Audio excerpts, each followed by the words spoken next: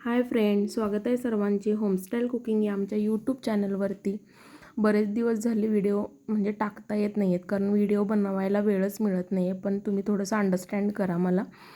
तर या ठिकाणी माझ्या लहान मुलीची खूप दिवसांच्यापासून डिमांड होती की मम्मा आलू पराठा पाहिजे.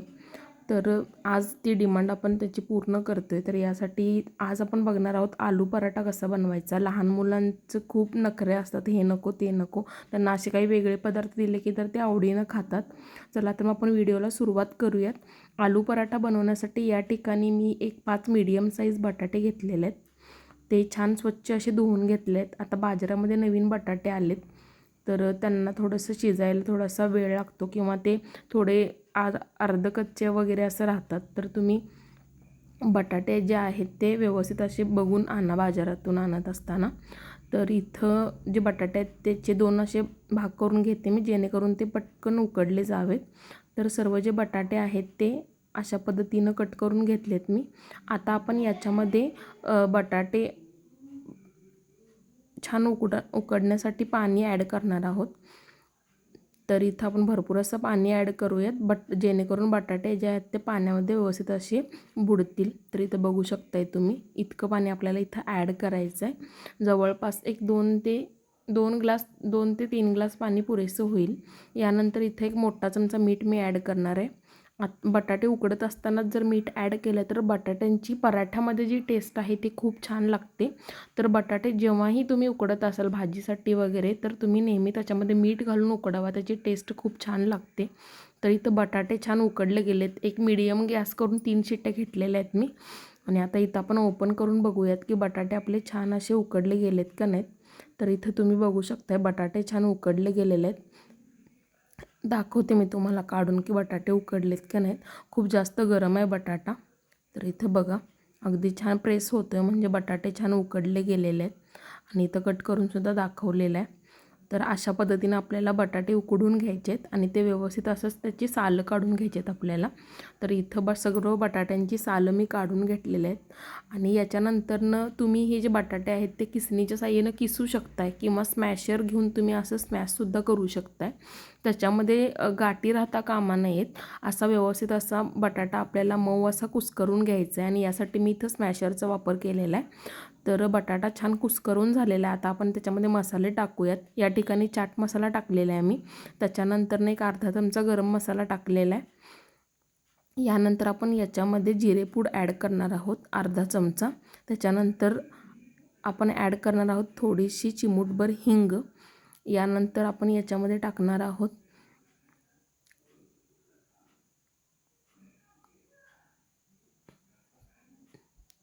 थोडीशी धनेपूड. यानंतर थोडंसं लाल तिखट टाकणार आहोत.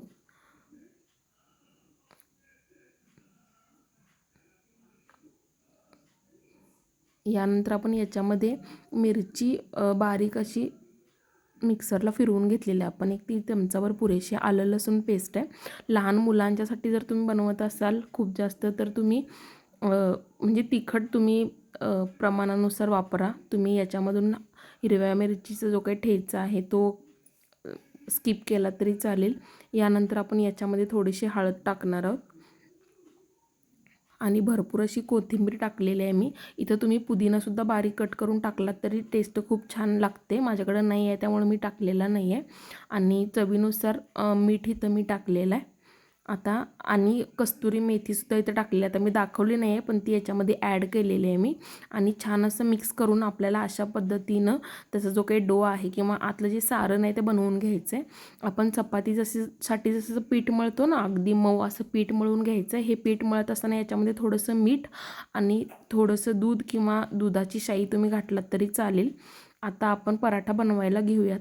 त्यासाठी एक छोटासा गोळा इथं मी घेतलेला आहे आणि त्याची अशा पद्धतीनं आपल्याला मस्त अशी पारी बनवून घ्यायची आहे.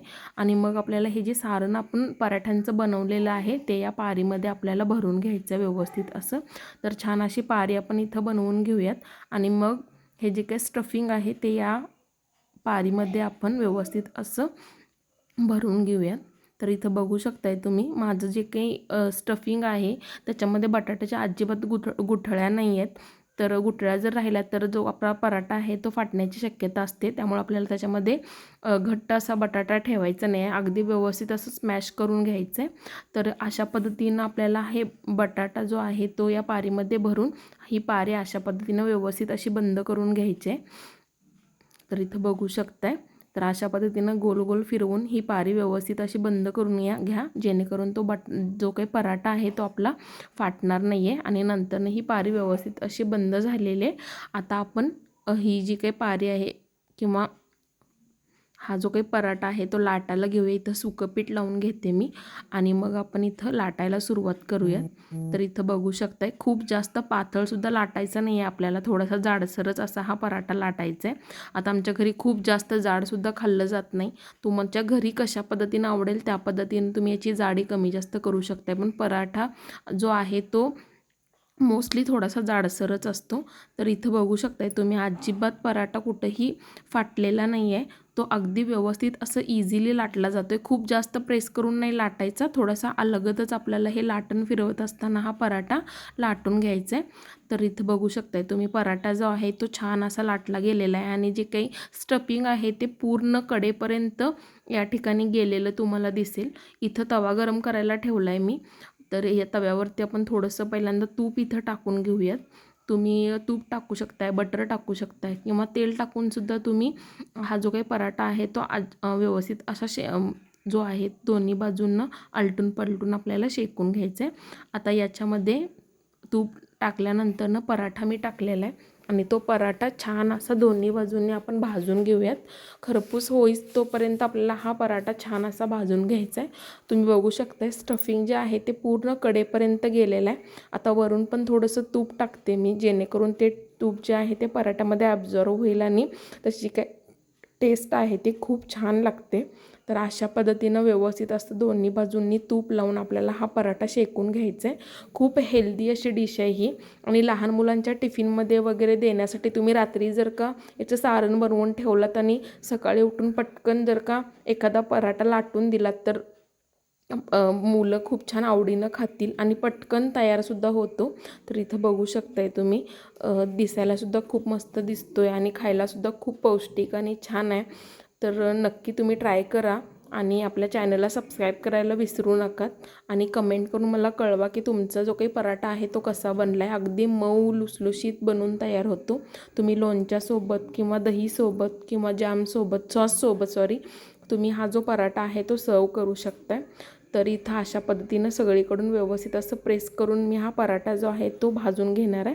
पराठा छान असा भाजला गेला आहे दोन्ही बाजूंनी. तो एका प्लेटमध्ये इथं मी काढून घेते आणि अशाच पद्धतीनं बाकीचे पराठेसुद्धा मी या ठिकाणी जे आहेत ते बनवून घेते. आता तुम्ही तर बघू शकता पराठा इथं मी दाखवते तुम्हाला. बघा स्टफिंग जे आहे ते पूर्ण कडेपर्यंत गेलेलं आहे आणि पराठासुद्धा आपला जो आहे तो अगदी मऊ लुसलुशीत बनून तयार आहे.